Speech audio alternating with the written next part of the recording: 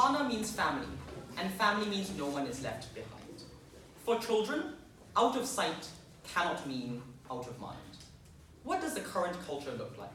It looks like elderly parents living completely separate lives from their children, where parents live in separate towns that can be hundreds of miles away or even in a different country. Parents live on their own savings and have to take care of their own rent, living expenses, and mounting healthcare costs because of old age diseases. Parents hardly get to contact their children, only seeing them on special occasions like Thanksgiving or Christmas. Meanwhile, children face increasing pressures to dedicate more time to their jobs, as jobs are increasingly time-intensive in a competitive economy. This means that when parents live apart, adult children hardly get the chance to interact with them. On the part of governments, they have also become less able to care for elderly individuals. Budget deficits and a slowing economy means that state budgets shrink and aid for the elderly, like healthcare subsidies, are cut. Many Western societies also face the pressures of an aging population. Like in England, such as the National Health Service is no longer able to adequately support its elderly population. With that, our stance is that we regret the culture in the West that parents will not live with and be cared for by their children in old age. What we prefer is a counterfactual world where there is a culture of living with your parents and working with them to build a home together. One example is parents pooling their savings with the incomes of their children to afford a larger house to live together. This will be similar to the current culture of parents caring for their own young children in their early years.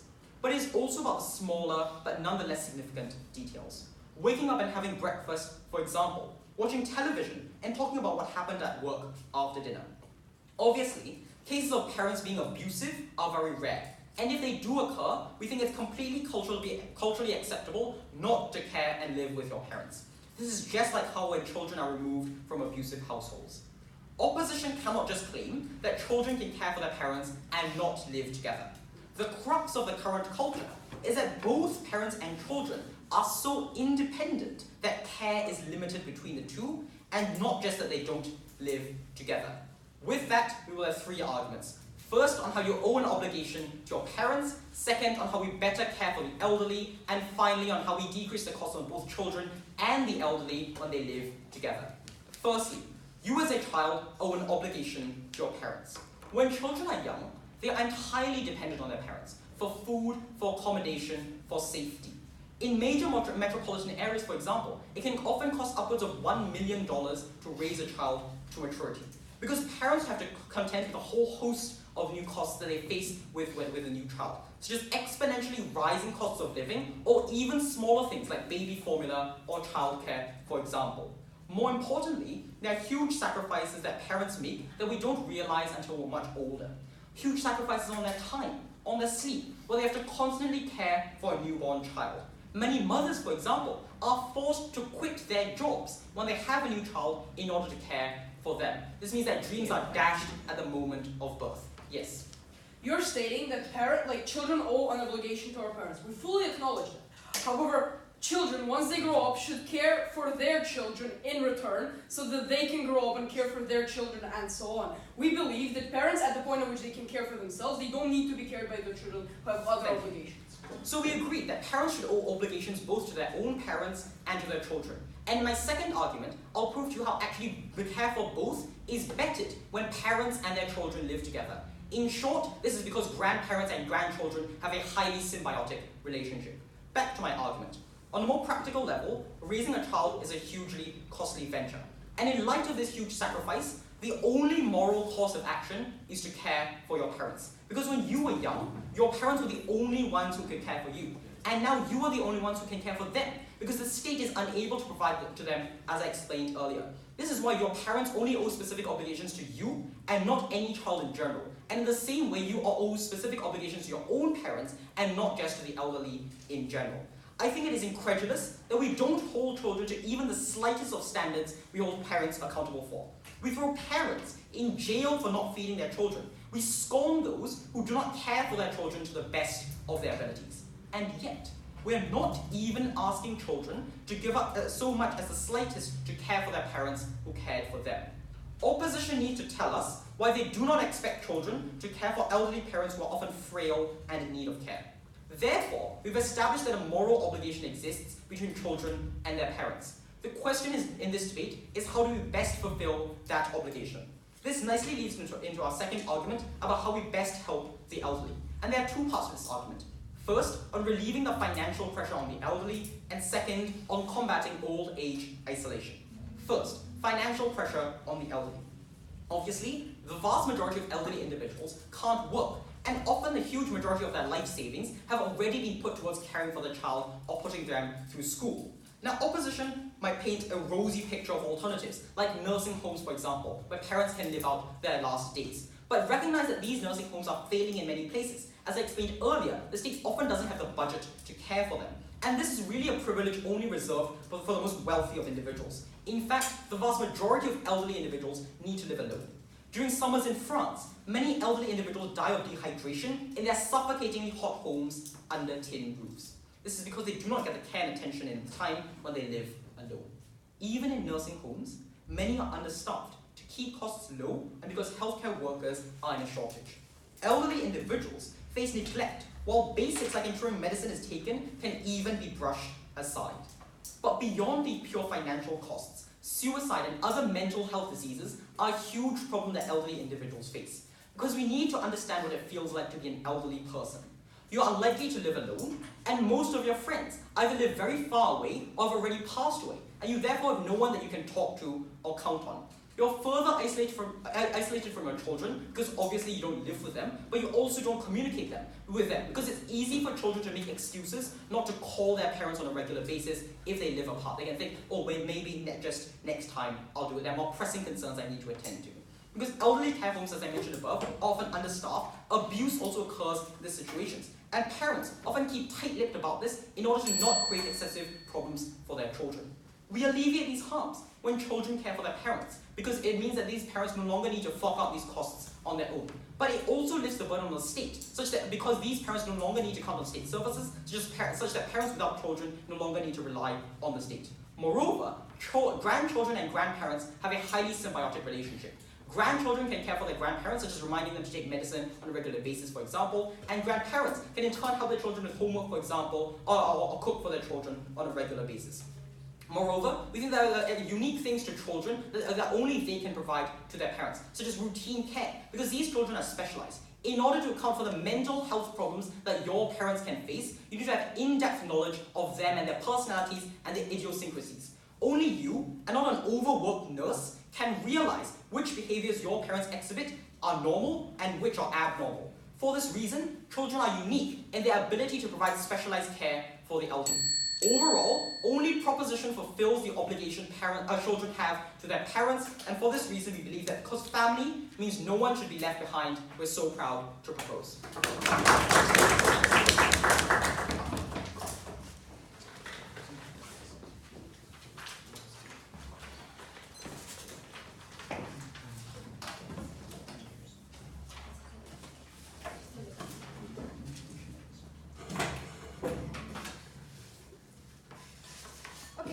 Very much to the first speaker of the proposition, and please the first speaker of the opposition.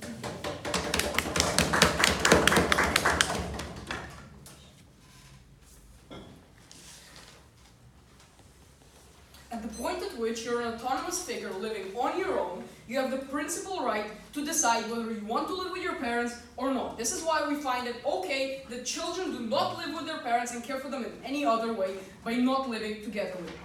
Hello, my name is David, standing here as the first speaker of side opposition, and we're very proud to oppose the motion that this House regrets the culture in the West that parents will not live with and be cared for by their children in their old age. So three major points in my speech. First, some points of negation in the speech of side proposition, and nextly, my principal point, and later the practical point as to why we believe that we should not regret the culture in the West that parents will not live with and be cared by their children in their old age. To start off with points of negation for side proposition.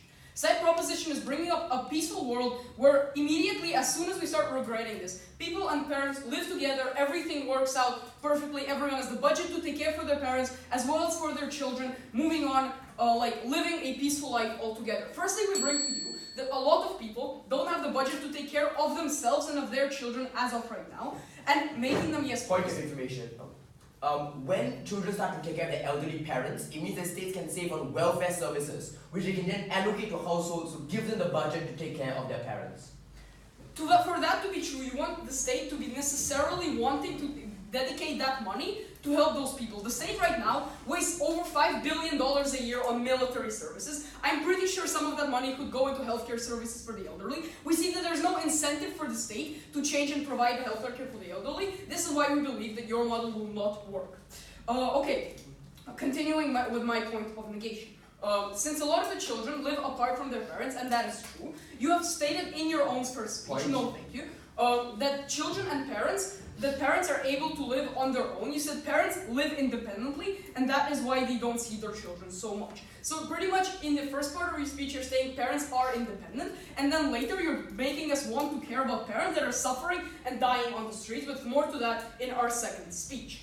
Okay, now to move on, to start with my first principal argument.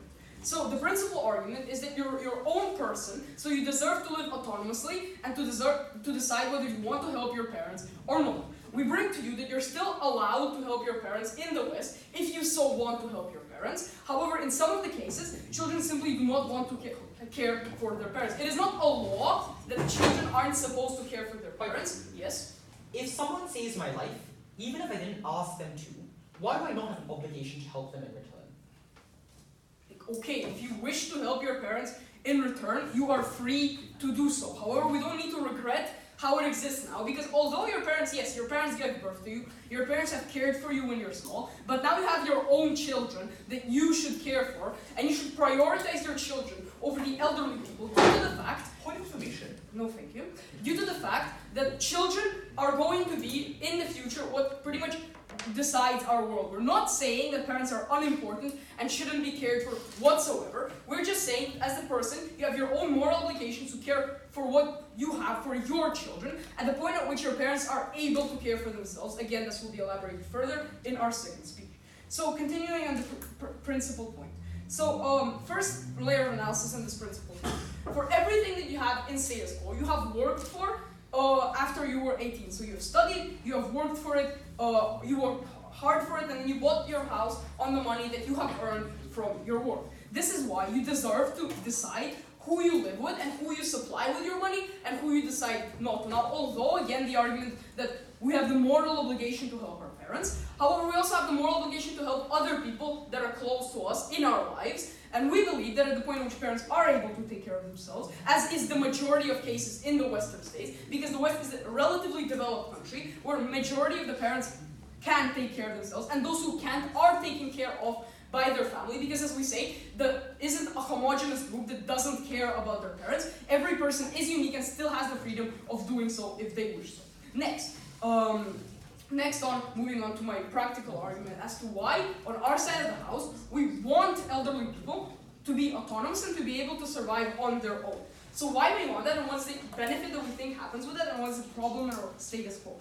The problem in status quo is the fact that a lot of elderly people in countries in which they're only taken care of by their parents are viewed as a nuisance to society and being not active members due to the fact that all they're doing is pretty much surviving on people who have worked hard to achieve where they are in status quo. This is why we believe that when parents are able to survive autonomously, we'll show that why that is on our side of the house possible.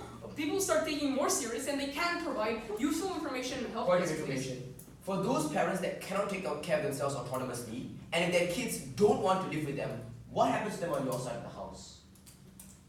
Okay, so for parents that that are not able to live autonomously and kids can't help them, well, firstly, there's nursing homes. They're not ideal. They are a certain solution. Nextly, on your side of the house, it is not necessarily a fact that once we decide to regret this policy, that all people will instantly start accepting people. As we can see on practice through historical examples, that people are extremely stubborn in their own beliefs and do not change simply because we all regret something.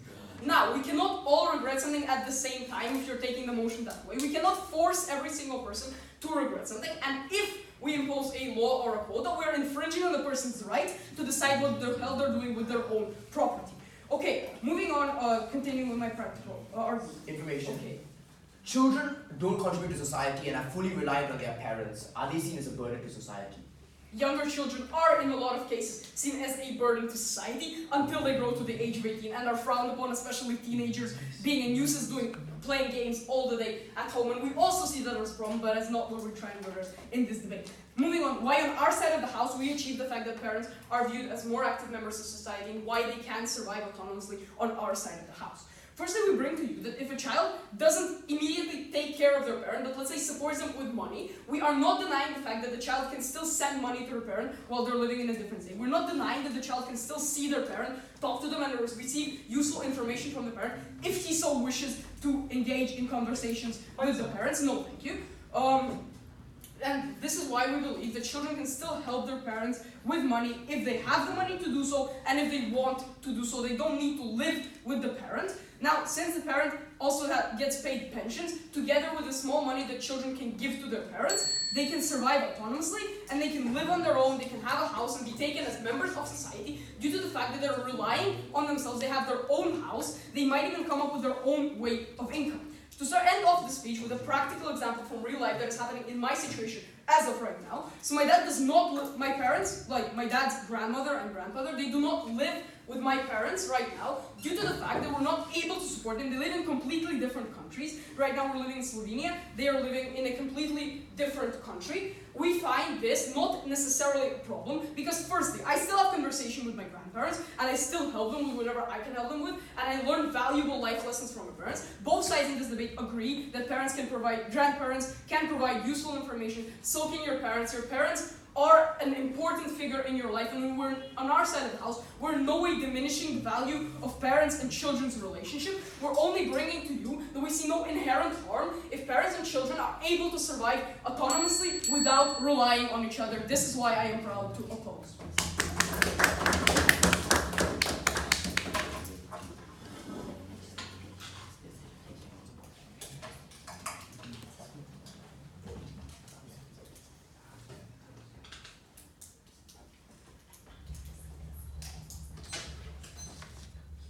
Okay, thank you very much, David, for your speech, and I would like to welcome the second speaker of the proposition to come up to the speaking table.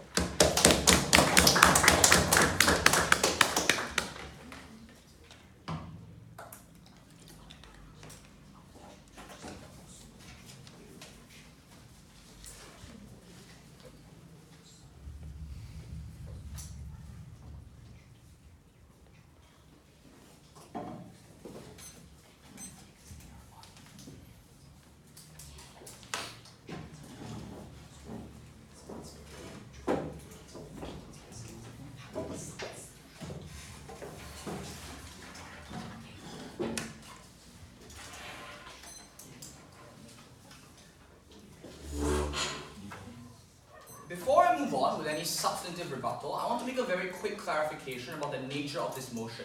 This debate is not a policy debate. No one is forcing anyone to do anything. This is a regrets motion.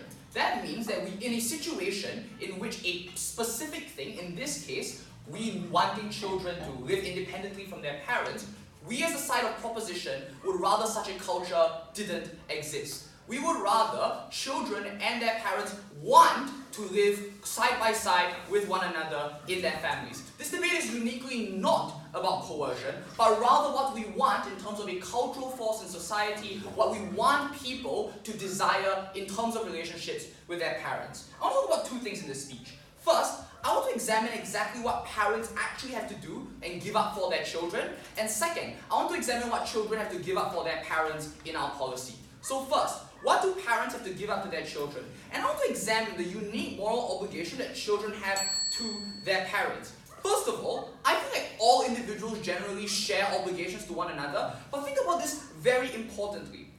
In a world in which individuals and parents have to give up literally everything for their children, their dreams literally die in a ditch the moment their first child is born, mothers often have to quit and lose almost any form of career progression in order to look after their child. We think that the reason why we obligate parents to look after their children in the status quo is because parents are the only people that can look after these children. The claim that we're making on proposition is that in the converse situation, when your parent is old and frail and unable to look after themselves, the child is the only person that's able to look after them. And recognize that this is a fundamental part of what we mean as human beings. And I want you to look at the language that opposition says. Opposition literally say, you don't actually owe moral obligations to anyone else. The only reason why we're looking after children is because they are the future. That is an assertion, by the way. But even if we took them at their highest point, I'm not sure why this is true. I think the kind of utilitarianism that they're talking about on their side of the house is incredibly disgusting. How exactly can we weigh up the unique form of human dignity that individuals have? Each human being experiences pain in a unique and idiosyncratic fashion. For opposition to merely say children are just worth more than adults is cold, callous, and just practically and fundamentally untrue on their side of the house. So at the end of this speech, I want to make something incredibly clear. It is true that individuals are conscious. It is true that they are different and that they have their own free will. But the important part of this debate is to recognize that parents give up almost everything for their children. And the reason why we force them to do this is because their children can't look after themselves.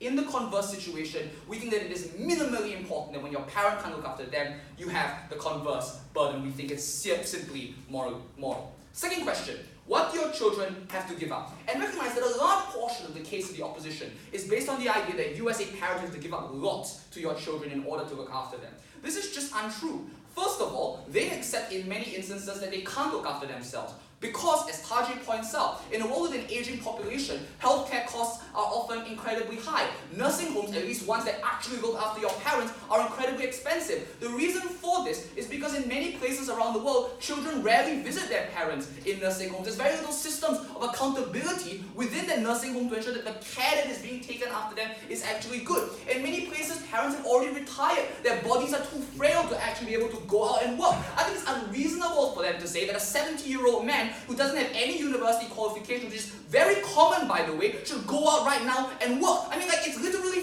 freezing in Zagreb right now, at least to me. Just imagine how it would be like for someone who's 75 years old and is forced to work for his own retirement. They say, but they have to look after themselves because they need to look after who they are. They have a responsibility to themselves. I'm sorry, I think they've spent their entire lives already contributing to society. The reason as to why we allow these parents to have some form of work, some form of assistance, is because they spend their entire lives putting it into their children. And we believe that their children should look after them as well. Furthermore, their other claim here is, but if your parent is unable to look after themselves, at least your child should still be able to send money to you. Then misses the sophistication of what Taji was telling you about. What did Taji say? Taji mentioned that, one, in many instances when you live apart from your parent, there's very little incentive for you to actually look after them. Because it's, as they say, so incredibly troublesome. When you're out of sight of your parent, it's very easy to say, it's just one more project. I'll see them next Christmas. It's not very important. We like to think of ourselves as good children, but it's not always the case. And in those instances, we don't think that parents actually get the kind of adequate quick care. Second,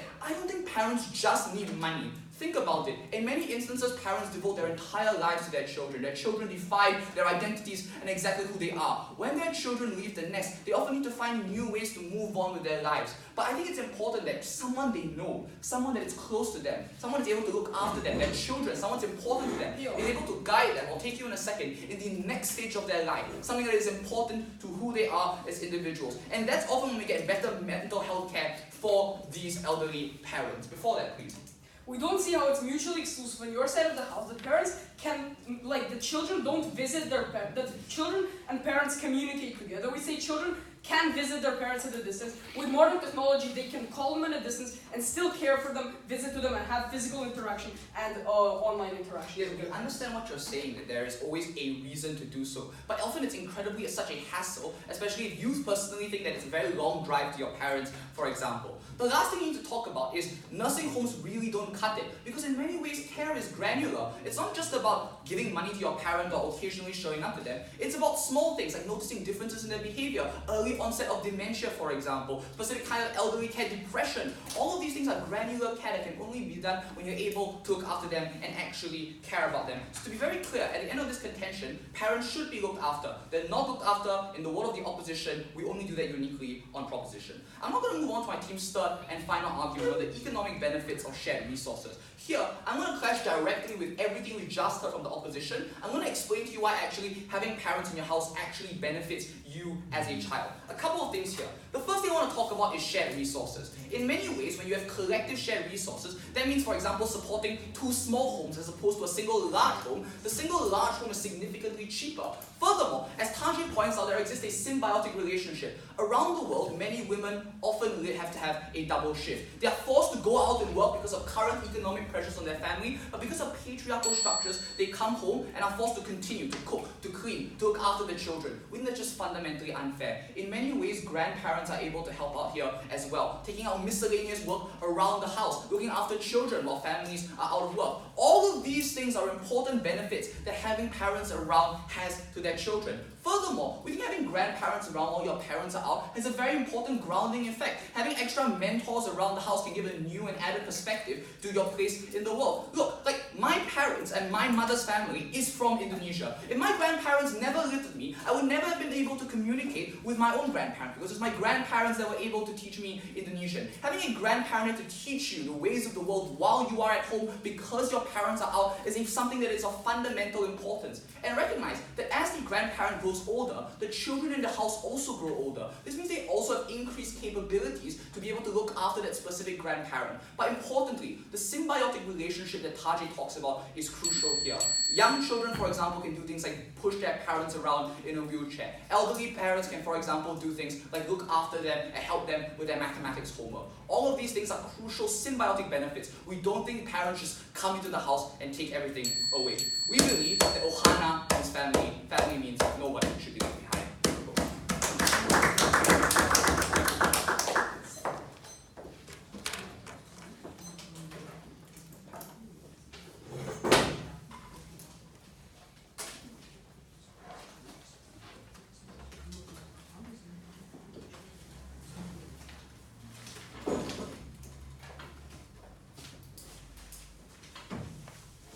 Okay, thank you very much for your speech, and please, the second speaker of the opposition, you can continue.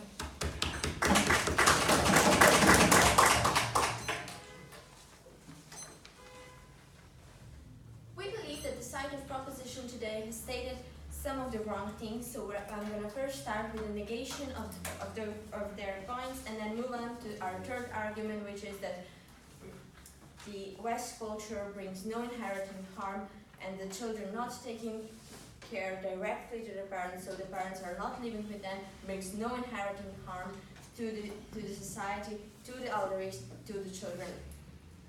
First, my negation. So firstly, they stated in their first speech that this is obligation to take care of your parent. We replied to that in the first speech that everyone is an autonomous person and has its own children to take care of. We are obligated to take care of our children because they are not able to take care of themselves. We believe that children are not able to take care of themselves. They have no institution to take care of them.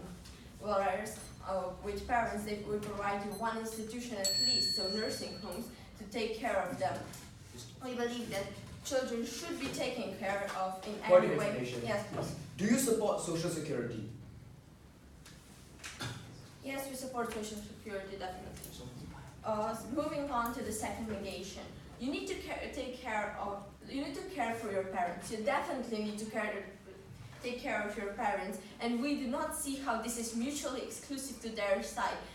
We believe that we take care of your parents with financial support, with visiting them, with calling them, with talking to them through internet and such. This is why we believe that taking care of your parents is not mutually exclusive to their side. Moving on to the derogation of thank you. They said that parents and children have to live together, but we do not recognize that how in the world of housing problems, when apartment that the average person owns is as big as this room or like 2 rooms together, and we do not see how people can afford that parents would live with them, how parents would be able to, how children of those parents would be able to take another person in their room when they have so little space in the first place. In the second speech, the side of opposition is claiming that children are causing people to quit their dreams, but they do not recognize that in most cases, people decide to have children. They do not recognize that this does not take away their dreams. Second point in the second speech, we believe that people are able to work till they are 65, so that's when they stop working and they receive pensions from the state, and state is financially supporting them. Also, children can still financially support them, as we stated in our first speech, and this will be later elaborated in my argument.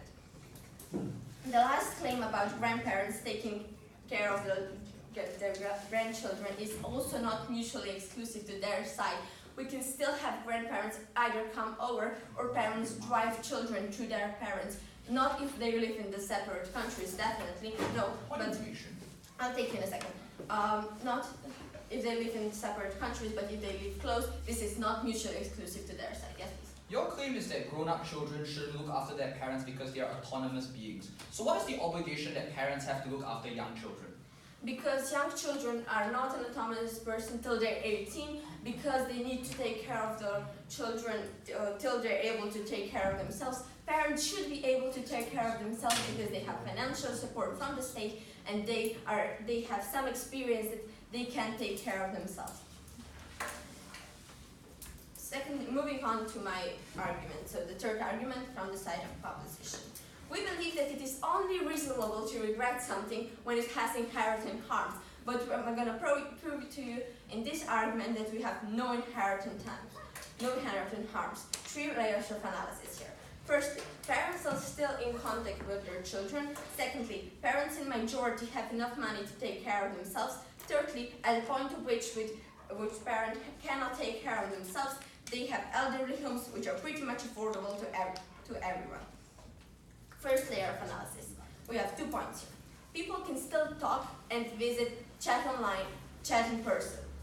We believe that this is not mutually exclusive to that side. As mentioned earlier in negation, people can still visit, not only on the special occasion, yes, only on the special occasion if they live in another country, but not only on the special occasion if they live close, which is kind of similar to what they're stating that they should live together. But we're not stating that they should not live close, we're not stating that they should live in a second, they will live in another country. We're just stating that they are able to visit parents and they're able to visit their children, they are able to talk to them. Yes, please. So, in response to all of the points you've raised, your rebuttal has been, well, sometimes children do that too. What then are the positive benefits of your world? The positive benefits of our world are that parents are seen not as a weak person, they're seen as functional people who can contribute to the society. Right now, parents are seen as such a weak, like elderly people in general, are seen as a weak part of the society, so the state is giving them less money. We believe that if they are seen as individuals, as strong individuals, the state will give them more money. Second point of the first layer of analysis. Children are free to send money to their parents, as mentioned 3 times earlier in this debate. Children, if they have money, of course, are going to send it to their parents if they see that they are financially struggling. No, and we believe that the children will send money to their parents if they are able to do so. Moving on to my second layer of analysis. Parents in the majority have enough money to take care of themselves because West is a developed countries. And they do not need to work to have that money anymore, as they stated that they need to work at like 70 years. We state that they are retired till then and they have their money from their pensions, which are usually enough to survive. And money can also be supplied from their children. Moving on to the third layer of analysis. At the point of which the parent cannot take care of themselves and the children cannot take care of them as well, because they cannot financially support it or they cannot accept him into the house or anything, they have elderly homes, which we recognize not as the best solution, of course, but we recognize it as a solution which we do not have on your side, we have if the children cannot financially afford to support one person. Yes, we recognize that the elderly homes are not the best able to do so, but children can support them. Either children can support them with money if they have it, or the state can support it with pensions, which we've proven to you that are getting higher if the country sees elderly people as functional to the society, as individuals. 3 impacts here. Parents are able to survive on their own. We have proven this to you in this point and in the second point of the first speech. Other organizations are able to take care of them if the children are not able to take care of them. Third impact, even though your parent isn't living with you, you can still help him. We believe that we should not regret this culture of the West because it is not a cause for parents dying. The old age is not people struggling on the streets because their children are not taking care of them, are not talking to them. Western kids still take care of their parents, and we believe that this is the cause.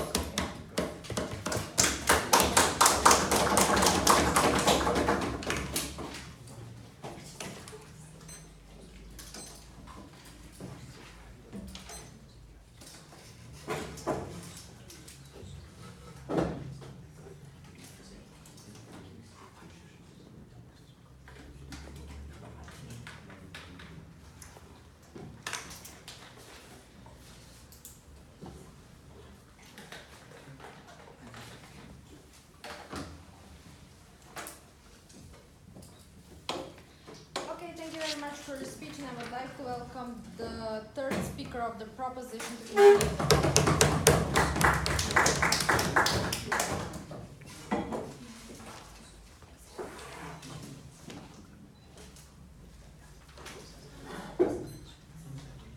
Across first and second, the case of the opposition has been shrinking and shrinking. By the end of the previous speaker, they want elderly parents to live close to their children. They want to use modern technology to have interaction with their parents, and they want children to send money to their parents. I don't think they can stand for that. If we accept what they say in first speaker, that you should take care of your kids instead of your parents, by their logic, it seems immoral to send money to your parents. If we accept their logic of how physical interaction isn't necessary, why are they conceding that you should live close to your parents and you should visit them in the holidays? If they think this is valuable, then what exactly is the problem with living with your parents? If they think that living close to your parents and seeing them in the holidays and video calling them all the time, then what is wrong with living with your parents? Their case is paper thin right now. We think that they've given up so much ground until the world of the opposition looks suspiciously similar to ours. Even disregarding this concession, I'm going to look at 3 areas in this speech.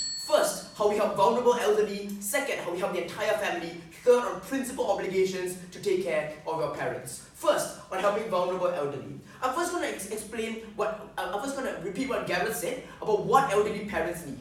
We give you 3 sets of needs that elderly parents have. First, on economic needs. We told you that retired elderly needed to be supported without a source of income. And look, it's not enough for their second speaker to wave a magic wand and say pensions. Because of cash-strapped budgets right now and diminishing welfare services, pensions have been cut in many countries. Like France, for example. We think that pensions simply aren't going to support these elderly. Second, beyond economic needs, we told you about how elderly individuals have specialized needs that only people who inherently know them, who have lived with them, can fulfill, like mental health needs, for example. Finally, and this is probably the most important point in this clash, that how loneliness is one of the worst diseases to afflict the elderly in any society. All of this, by the way, told you in Tajay, repeated in Gareth, we haven't heard a response to the bulk of analysis of the needs of the elderly. So we don't think it's true that the vast majority of parents can support themselves. We think that Gareth gives you detailed analysis about how people who are literally, 75-year-old people in society literally cannot be expected to support themselves. We don't think we heard a response from their previous speaker. The next thing they tried to do was say, oh, well, we can do this too. So I'm going to examine the comparative on their side. We told you that alternatives simply weren't viable. We told you how nursing homes were expensive and not an option for the vast majority. We told you how government services have vanishing budgets and cash-strapped welfare services couldn't sustain an aging population. We again extend this in second speaker. We told you that even for the minority who can afford nursing homes, they are often underfunded, neglectful, even abusive due to a lack of check and balances. In fact, we think we solved this on our side. We think that elderly homes are likely to get better on our side because there are fewer people in them. As more children care for their elderly parents, it means that the number of elderly in nursing homes decreases and underfunded nursing homes cannot cope with the strain. So if their alternative is nursing homes, we make it far better on our side. Finally, is their solution really mutually exclusive? We give you 3 reasons why the culture on opposition is never going to care about parents. First, that there was a mindset of them being someone else's responsibility. The mindset that I only have to care for my own kids and not for my parents is something that is present in the culture of their side. Second, we told you how parents were out of sight, out of mind on their side. When you don't live with your parents, when you don't interact with them every day, you forget about the needs that they have and you forget to care for them. Third, but by their case themselves, they shouldn't be able to support anyone caring for parents because presumably this will also entail an opportunity cost to kids. So yes, care for parents is mutually exclusive on our side due to these 3 structural reasons. The last argument that they have, that they've said in the previous speaker, is that elderly become seen as a burden to society and weak rather than strong individuals. Actually, we think that the opposite is true. They are seen as a burden on opposition when nursing homes and state services have to care for the elderly. On our side, when children care for their parents, state services are no longer as burdened and therefore these elderly are not seen as weak individuals. So we think that the opposite is true. Elderly are seen as a burden in the world of the opposition. What have we proven to you here? Care for the elderly is far better on proposition. And this is important because the economic and emotional needs, they are the most vulnerable actors in this debate and ought to care about them the most. I'm now going to go to my second point of contention, helping the entire family. What they say in first speaker that they don't really come back to in second is that children have no budget to take care of their entire family and that apartments are small nowadays, so it's really going to be a burden for them. We think that actually living with the elderly is becoming less and less of a burden in the context that family sizes are becoming smaller. People are having less and less kids nowadays, so overcrowding is unlikely. Moreover, we talked to you about pooling resources and how that's only possible on our side. Furthermore, we told you how living with the elderly is not a burden at all. Tajay told you all the ways that elderly could have a symbiotic relationship with grandkids, helping out in the households, like in childcare, for example. We think that elderly parents are actually helpful rather than a hindrance to the household. You know, First Opposition talks so much about all the life lessons he learns from his grandparents. I agree. I learn so many things from my grandparents every time I go to visit them. And I imagine, what would it be like to live with my grandparents, to learn these things every single minute of every single day? We think that's far more valuable on our side. What we think they are trying to say is that there's an opportunity cost here. Either you take care of your kids or take care of your parents. But our argument proves that is false. Taking care of your parents doesn't mean you don't care for your kids. And in fact, it probably means that childcare gets even better. The final thing I want to talk to you about on this clash is Garrett's substantive. Garrett explains to you how only on our side does it make economical sense for the entire family. We don't hear a response in their previous speaker. This argument is crucial, especially for poorer households. These cost savings are important to the survival of the entire household. And this also takes down what they say in the previous speaker because of simple economies of scale. One large apartment is much cheaper than 2 small apartments. In fact, you can bulk buy things like groceries, heating, electricity. We think it just makes so much economical sense to live with your parents on our side. So if they truly wanted to care about poor households, people who couldn't afford apartments, our side made much more sense for them. What have we shown you? Economically, and in terms of family relations, the culture of taking care of elderly parents is beneficial for everyone in the family. There's no opportunity cost on giving up on childcare, and in fact, living with your elderly parents can help your children even more in the future. Final point of contention on the principal obligation to take care of your parents. Right at the top of this debate, we bring to you 2 separate moral obligations. First, we talked about the reciprocal obligation. You know what? We agree that everyone is an autonomous person, but that doesn't mean that you have no obligations. We told you in a POI, parents are autonomous people, they're still obliged to care for your kids. Everyone in this room is an autonomous being, but we're still obliged to pay taxes and obliged to not commit crimes. They say they support social security, but by their logic, a society should not be forced to look after their children. This pure response means they accept that as a society, we do have an obligation to the vulnerable.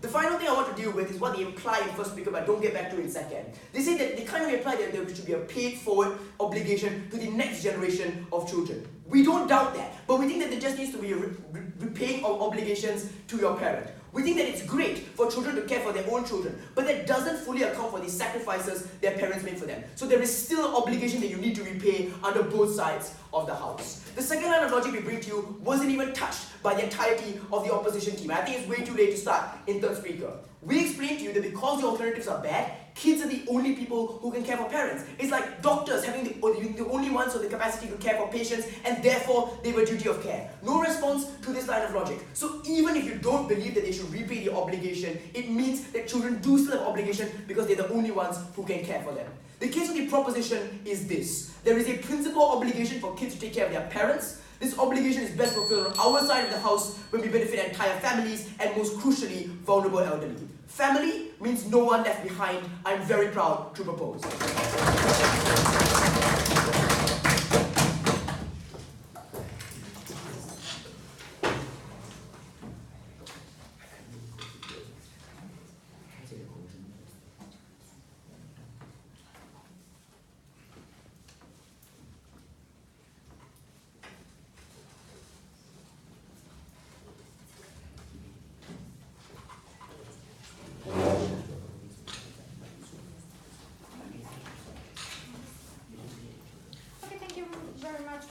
I would like to welcome the third speaker of the opposition to continue the debate.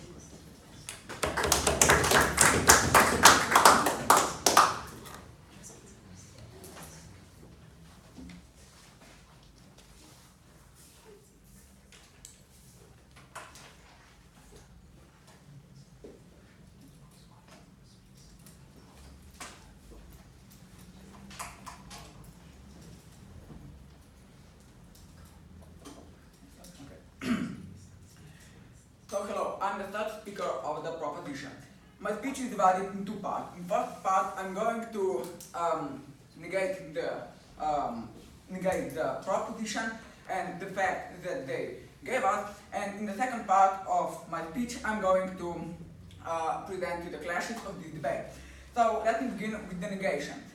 I'm going to start with the first speaker of with the first speech of proposition. So they said that children have obligation to parents to help them and to support them. Yes, but everyone is an autonomous person and has its own life, has its own children, and now I'm the parent and I have to help the children and I have to help my own children. So yes, I have to support the parent, but I also have the obligation to support my children. So it is. So I also I would also like to say that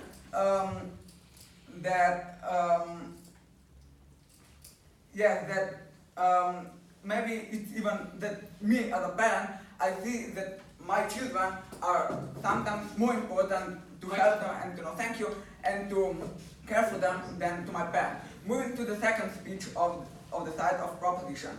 The second speaker said that everybody wants to live together because it is better for everyone and to help everyone. But I would like to mention that children often want to have some freedom, want to have their own life, want to raise up their own children in their own way. So living with I'll take in a second. Living with your parents can cause that you don't have that freedom that you want, and you can't raise children in your own way. Yes. Our side told you that grandparents and grandchildren have a symbiotic relationship. So caring for your parents means caring for your children. How then does your argument of obligations have any weight in this case? Yes, we agree. They can have symbiotic relationship. They actually have benefits. Each side have benefits from being together. But there are also times when you want to be alone, have some time for yourself, and when you want to meet your grandparents, and you want to tell them something, you can visit them, you can call them. this modern technology, you can call them. You can have a video call when you even see them, and you can tell them everything. And so we have benefit from both, from living apart and having freedom, and we have also benefit from when you want to talk to them. You can visit them, you can call them, and have benefit from this symbiotic relationship, as you have mentioned. Then I'm going to say that, and this is also the second point I would like to make, that we are not saying that parents and grandparents, grandchildren and grandparents won't visit. We are saying that they can still meet each other, they can still have, they can still go for a walk, they can still express, and they can still have the profit of this relationship. However, they can also have freedom while they are living apart, and they can have profit, and yes, they can also have freedom. I'm moving to the third speaker of the proposition. He said that what is wrong with leaving your parents? It is nothing wrong. We are saying, yes, you can live with your parents if you want. However, we do not regret if you don't want to live with your parents. Thank you, because there is no practical harm, so it is principally justified to live apart, and still you can still help your parents with you can still support your parents, and you can still help them. Thank you. The third speaker said that parents can help elders with diseases. Yes, they can help parents with diseases, but also there are also in the Western world there are also hospitals, there are doctors who know how to cure these diseases, and there are also a lot of institutions like nursery homes where you can where people that can help these elder people, and you can have I take in a second. You can have and you can help parents. Yeah. This debate isn't about forcing all kids to take care of their parents. Our side prefers a world where all kids want to take care of their parents. So by saying that, you're essentially conceding to our side. Well, of course, I'm not saying that we don't want to help parents. We want to help parents, and but we are not saying, and we don't regret that. We don't regret if they are living apart, and if they are not living in the same house as their parents are. So, moving to the clashes of this debate. There are two main clashes. The first clash is that we are saying that parents can function autonomously, while the proposition is saying parents are fragile and they need support. They say that parents have diseases and we have to help them. However, yes, they have, but there are elderly homes where these diseases can be often cured better and treated better than in our own house, home, where parents often don't have the needed education. But we are saying that look, we show that parents have institutions and families that can help parents, and they don't need to live together. So we still have institutions that help parents, that provide them better life, that make them live the last years of their life happy and without any happy and but they are saying that while we are obligated to help our parents, we are also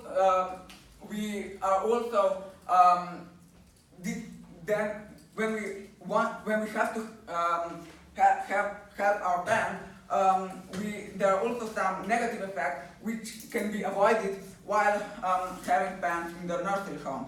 The second clash of this debate is elderly home. Sorry, my mistake. The second clash of this debate that is that they're saying that we have more obligation to help them and to live with them.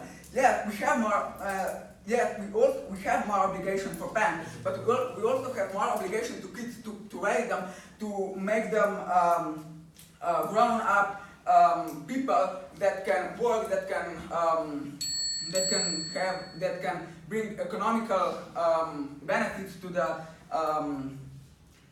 country. So because of that, that Western kids still care, that Western kids still care for the parents, and because there is no practical harm of this debate, it is justified to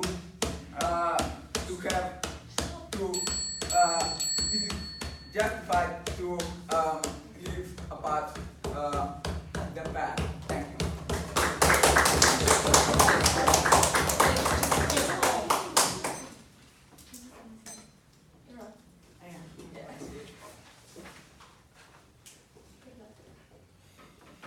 Okay, thank you very much for your speech. I would like to welcome David again to close up the debate for the side of the opposition.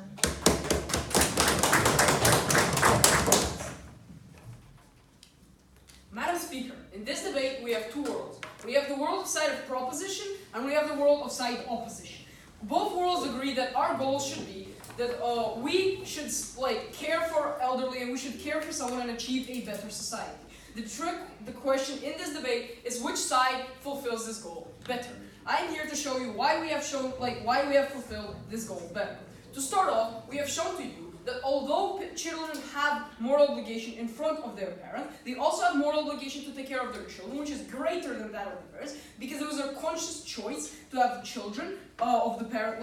It was the parents' conscious choice to have a child. However, it wasn't the child's conscious choice to be born.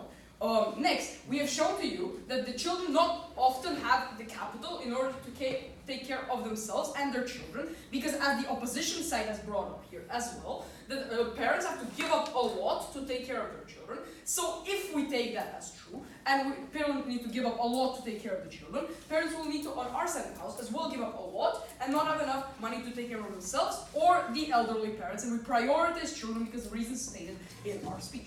Moving on to what our second speaker said and how it supports the fact that we should care for the parents. The second speaker has brought up that although this motion is it principally justified to regret something or not, we think that the only reason for regret that exists in our world is the fact that it brings practical harm and unpracticed harms our society just in general. This is what our side of the house believes is the reason for us to regret something. In the same argument, we have shown to you that on practice, elderly people are not dying on the streets every second due to the fact that they don't live together with their children in status quo. This is why we have shown to you that on a practical level, there are no impacts in status quo. Although this is a principal motion, repeating myself again, it's important to show whether there is a practical impact of the effects of side of proposition. Okay, moving on to why in the third speech we have shown to you that we finally wrapped up this debate and why the win should go to side opposition. So we have shown to you that parents, although we agree with the fact that parents are an important part, we have determined that. Throughout the entire speech, throughout both sides, we have determined that parents are an important factor and we should care for our parents. However, we have shown to you that we don't need to necessarily live together with our parents in order to care for them. To that we have been said that, okay, we agree with your side and wouldn't it be better to care for the parents if we live together? However, we bring you in our first speech, we bring you a mutually exclusive benefit on our side of the house. We bring to you that elderly people are going to be taken as people that actually function on their own without the help of parents. Now to that we have been told that they will be actually viewed as more credible on their side of the house because the government does not have to use budget to take care of them, to which we have replied in our third speech that in fact they will be taken as less credible due to the fact that they will have to be by families, not by government. We don't care what the government thinks of the elderly people in our society, which we have shown throughout this debate. We care what every single person in the society cares for the elderly person and what is their perception of the elderly person. Because we have shown to you that on principle level is justified due to the fact that every person decides for himself what he wants to do and often does not have the capital to care for his elderly parents. Therefore, we sort of feel on a principle level that although they have obligations, it's okay to neglect them in some of the cases. cases. Next, we have shown to you on a practical level why parents are not dying every second. This is why this motion does not need change from status quo, because we believe in status quo there are no inherent harms of children not living with their parents. This is why I am very proud to oppose this motion. Thank you very much. And lastly, please, the fourth speaker of the proposition, close up the book.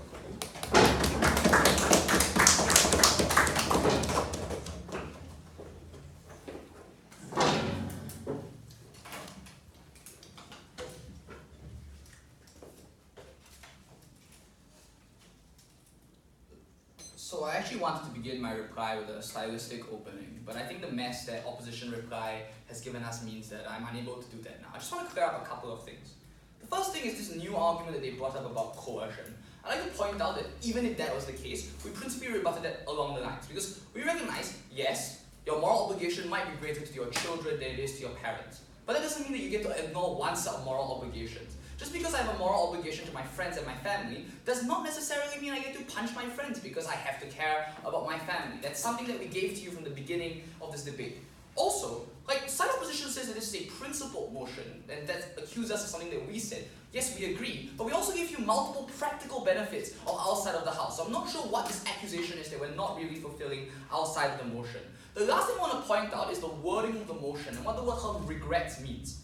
Regret means that in our world, we would rather this not be the case. We would rather a world in which children want to look after their parents because that is what the culture tells them is a good thing. That is the case that we talked about. We gave you substantive benefits as to why that was the case. Let's take a look at the two worlds that emerged at the end of this debate. And I want to show to you why the world of the proposition was significantly better in all regards. But first, on the opposition. The world of the opposition was a world that left the most vulnerable individuals in the lurch, cold and uncaring about those who had worked their entire lives for this exact moment. And they were kind of slightly out of touch with reality here. They said that elderly parents should be able to look after themselves. Really? What about NHSs shutting down around the world and pension cuts? Their weird assumption is that all parents have savings, but this is an oddly middle-class assumption. What about working-class parents, or even lower middle-class individuals? These are individuals who have lived their entire lives hand-to-mouth. By the time they turn 75, they don't have substantive savings. Moreover, in many places around the world, nursing homes are packed. When there are places in which individuals are unable to have a system of accountability, and nursing homes are incredibly expensive because of an aging population and rising healthcare costs. This is the world of the opposition. Individuals are unable to get any of the forms of health and welfare that they are talking about. But they're also uniquely one-dimensional. They don't recognize that in their world, individuals also lose a whole other bunch of problems. They lose the kind of granular support that is required. Things like mental health, for example, their children being able to talk to them, to go through their problems with them, the kind of support structures that need, their children helping them live new and independent lives of their own. In such a violent transition period where your children are no longer, or like your children have families of their own, it's important that you have those that care about you around you to be able to help you. And at the end of the debate, the world of the opposition conceded all of this. In fact, the world looked strangely similar to what we look like. They eventually said, but you can video call your parents regularly enough. But you can walk down the street and talk to your parents. Eventually, the distance between parents and children in the world of the opposition just got closer and closer and closer until it just became essentially like the same thing as what we were talking about on our side of the house. So here, this is why they exactly ignore parents and what is needed for them. So let's talk to you about the world of the proposition. The world of the proposition was incredibly clear. Children don't get harmed by this policy. That's why it's not a mutually exclusive trade-off. We explained to you why there's a symbiotic relationship between these individuals. Parents, children, and grandparents are able to help one another. This is a world in which grandparents are able to look after children on behalf of these parents, and this allows parents, for example, to get economic benefits by being able to go out into the world to work. Women, for example, don't have to take a second shift every time they come home. These are concrete benefits that are able to do so. And if on both sides children want to look after their parents, we give you multiple structural reasons why it's cheaper on our side of the house. Why is this the case? Because it's significantly easier to support one household than it is two. You can bulk buy groceries, for example. You can be able to afford a larger apartment. All of these things are crucial things to explain to you why the world of proposition is much better. In the world of the proposition, we're able, for example, for young children or children to notice when something's off with their parents. Look at signs like early onset dementia, crucial care that is important to them. These are benefits that they never responded to. On proposition, we believe that ohana means family. family means no one should be left behind. Give it a